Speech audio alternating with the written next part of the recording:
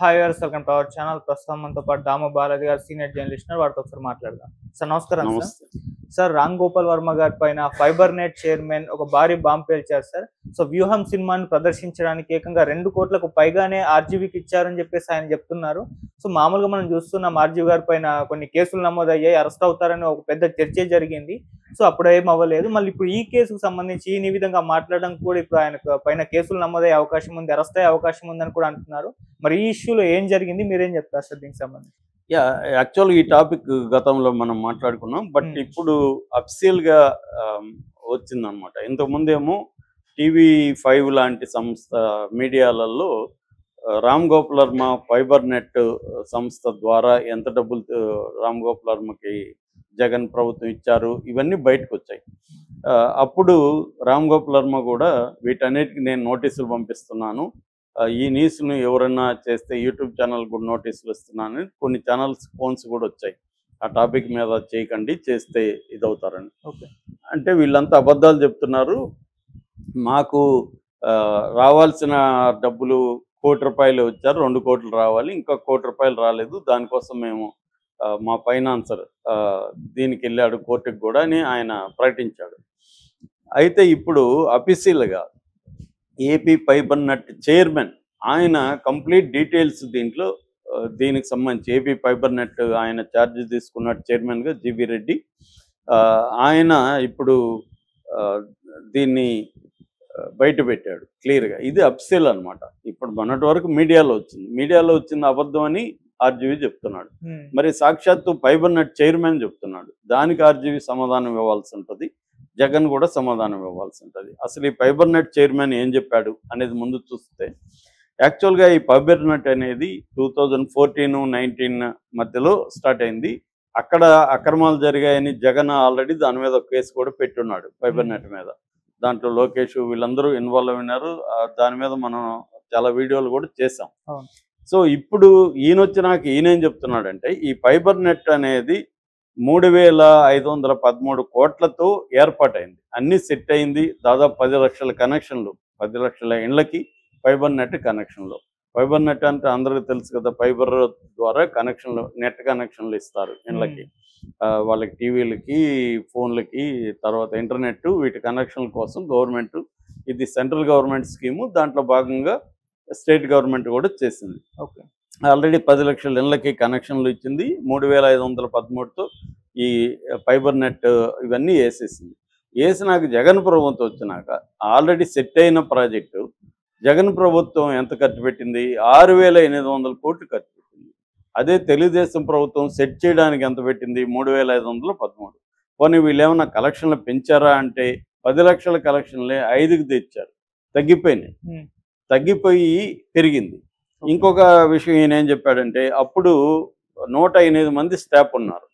108 మందికి నెలకి 40 లక్షలు ఖర్చు అయ్యేది తెలుగుదేశం ప్రభుత్వంలో. జగన్ ప్రభుత్వం వచ్చినాక ఈ స్టాఫ్ 1,363కి వెళ్ళిపోయారు. 108 మంది నుంచి 1,300, అంటే ఎవడు ఎమ్మెల్యే ఫోన్ చేసి మెసేజ్ ఇస్తే కూడా ఉద్యోగం ఇచ్చారని చెప్తున్నాడు ఆయన. జస్ట్ మెసేజ్ పెట్టినా ఉద్యోగం ఇచ్చేస్తున్నారు, ఫోన్లు చేసి ఉద్యోగాలు ఇప్పించేశారు. అలాగా తమకు కావాల్సిన వాళ్ళంతా అసలు వాళ్ళు ఎక్కడ ఉన్నారో కూడా మాకు ఇప్పుడు కనిపించట్లేదు. శాలరీస్ మాత్రం 4 కోట్లకి వెళ్ళిపోయింది. 40 లక్షల శాలరీస్ 4 కోట్లకి వెళ్ళిపోయింది శాలరీస్. అంటే ఇలాగా ఖర్చు అనేది విపరీతంగా పెరిగిపోయి ఇప్పుడు ఆ ఫైబర్ నెట్ సంస్థ 1,262, అంటే 1,262 కోట్లు, 1,262 కోట్లు అప్పుల్లోకి వెళ్ళిపోయింది. సో ఈ విషయాలన్నీ ఆయన డీటెయిల్గా చెప్పాడు. డీటెయిల్గా చెప్పి ఆయన ఇప్పుడు ఆర్జీవీ వ్యూహం అనే సినిమా, దీని ద్వారా ఇళ్లల్లో టీవీలు ఉంటాయి కాబట్టి ఫైబర్ నెట్ ద్వారా ఒక దగ్గర నుంచి ఈ 10 లక్షలు 5 లక్షల మంది ఇళ్లకి సినిమాని ప్రదర్శిస్తారు. ప్రదర్శిస్తే వాళ్ళు ఎంతమంది చూశారనేది దాంట్లో నమోదవుతుంది.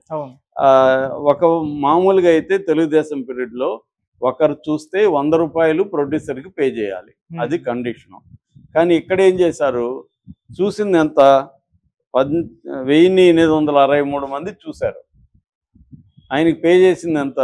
₹2,10,00,000. అంటే పెర్ హెడ్ 11,000 పడింది. అంటే ఒక్క మనిషి చూస్తే 11,000 ఆర్జీవికి చెల్లించారు. ఇది ఈయన చెప్తున్న జీవీ రెడ్డి చెప్తున్న ఆరోపణ. ఇది ఎక్కడైనా ప్రపంచంలో ఉంటుందా? అంటే చూసిన వాళ్ళే 1800 మంది. 1800 మంది చూస్తే రూ. 10 వేస్తే రూ. 100 వేసుకున్నా 2 లక్షల కంటే ఎక్కువ కాదు. 2 లక్షలు ఇవ్వాల్సిన ఆర్జీవికి 2 కోట్లు ఇచ్చేశారు. అందులో 1 కోటి రిలీజ్ చేసేశారు. ఈ లోపల ఎన్నికల కోర్టు రావడం అంతా అది రూ. 1 కోటి ఆగింది, కోర్టులో ఉంది. ఒప్పందం ప్రకారం కోర్టు రేపొద్దున ఇవ్వమని అడగచ్చు. అయితే ఇప్పుడు దీని మీద ఎంక్వైరీ స్టార్ట్ చేశారు. విజిలెన్స్ ఎంక్వైరీ జరుగుతుంది. ఎంక్వైరీ అయినాక డీటెయిల్గా దీన్ని ఎస్టాబ్లిష్ చేసినాక ఆర్జీవికి నోటీసులు ఇస్తారు దీని మీద.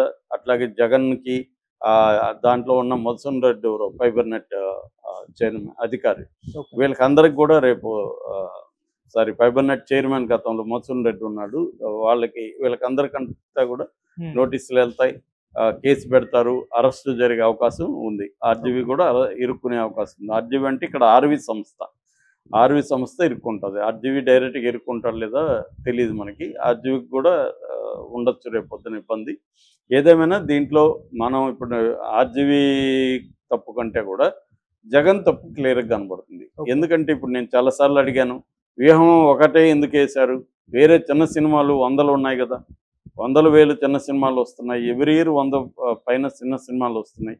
మరి అవి కూడా ఫైబర్ నెట్లు వేసి డబ్బులు ఇవ్వచ్చు కదా. నాది కూడా ఒక సినిమా అట్లాగే రెడీగా ఉంది. నేను అడిగితే ఇప్పుడు ఇస్తాను, నాకు డబ్బులు ఇస్తారా వీళ్ళు? 11,000 ఇస్తారా?